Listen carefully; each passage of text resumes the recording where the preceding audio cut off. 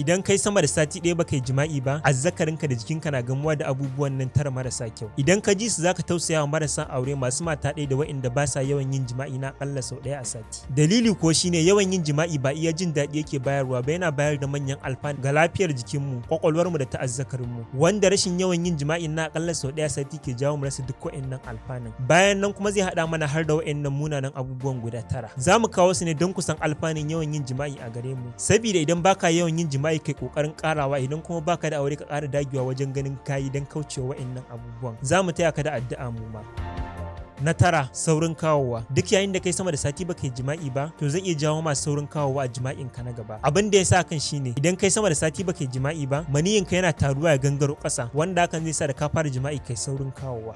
Na takwas, raunin zuciya. Da akwai wani bincike da nuna cewa mutanen da suke yawan yin jima'i na akalla sau 2 ko sau 1 a sati ba su ce kamuwa da ciwon zuciya ba kamar waɗanda ba sa yawan yin jima'i din. Abin da ya sa kan shine yayin da kake yin jima'i bugun zuciyarka yakan daidaita fiye da na kowanne lokaci. Yawan daidaitarsa kuma iya yawan lafiya da ƙarfin zuciyar taka kenan.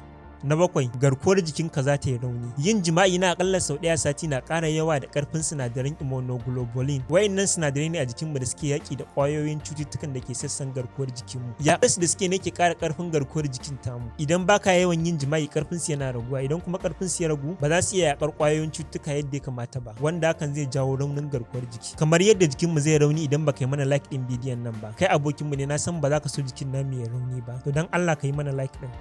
Na shida, jininka zai iya hawa. Idan kai sama da sati baka yi jima'i ba, akwai fargabar cewa jininka na iya hawa ko da yaushe. Domin wani binciken 2016 na Medical Journal ya bayyana cewa mutanen da suke yawan yin jima'i ba su cika kamuwa da hawan jini ba. Kuma daidaitar jinin su yakan zo daidai da yadda ake so. Abin da ya sa hakan shine shiga da fitar da kake yi yayin jima'i motsa jiki ne na musamman da yake daidaita yanayin jinin jikinka fiye da komai.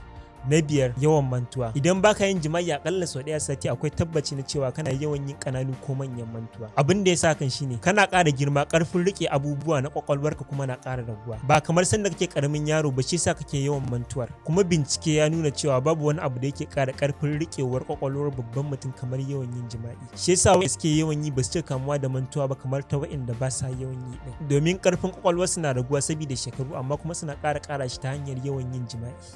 Na hudu, yawan gajiya. Duk abin da zaka yi don cirewa ko rage gajiyarka ba zai kai jima'i aiki ba, domin yayin kawar mani ne kadai sinadaran endorphin suke fita da kyau fiye da na kowanne lokaci. Wayannan sinadaran su ne masu alhakin fitar da gajiya da damuwa daga jikinmu, kuma ba su aiki fiye da koyaushe kamar bayan kawowa. To kaga idan kai sama da sati baka yi jima'i ba, gajiyarka da damuwarka ta satin gaba ɗaya ba za ta fita ba, domin ba abin da yake fitar da ita gaba ɗaya idan ba kawowar jima'in ba. Na uku, shakuwarku za ta ragu. Ma'auratan da ba sa yin jima'i na akalla sau 1 a sati, wani bincike ya nuna sun fi samun saɓani da saurin rabuwa. Domin duk yayin da ma'aurata za su yi sama da sati ba tare da sun yi jima'i ba, to kusancinsu da jin su masoya ne kan ragu sosai, wanda hakan ke jawo rashin shakuwa da soyayya mai ƙarfi.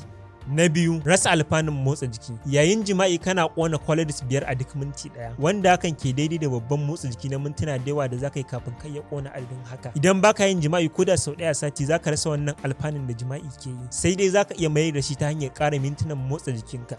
Na ɗaya, ba za ka ƙware ba. Idan baka yin jima'i akalla sau 1 a sati, to zai ɗauki ka tsawon lokaci kafin ka ƙware wajen iya sarrafa jikin mata da sanin jima'i sosai. Domin na san ka san da cewa duk abin da kake yawan yin sa kafi saurin samun ƙwarewa a kansa fiye da a ce baka yawan yi. Sabida haka ka dinga ƙoƙarin yawan yin jima'i a sati iya yadda zaka iya, domin kaucewa wa'innan abubuwa tarin kenan. Kalli wannan bidiyon yanzu ko kuma kallo in kana son matarka, na san ma kana son ta sosai, sabida ka kalla za ta yi farin ciki. A ƙarshe muna so mu ce za ka iya samun alfanun da jima'i zai baka ta hanyar yin mafarkin jima'i ko yin istimna'i duk sati. Za mu kawo bidiyo nan gaba akan amfanin istimna'i da yadda za ka iya mafarkin jima'i don samun alfanun nan ga marasa aure.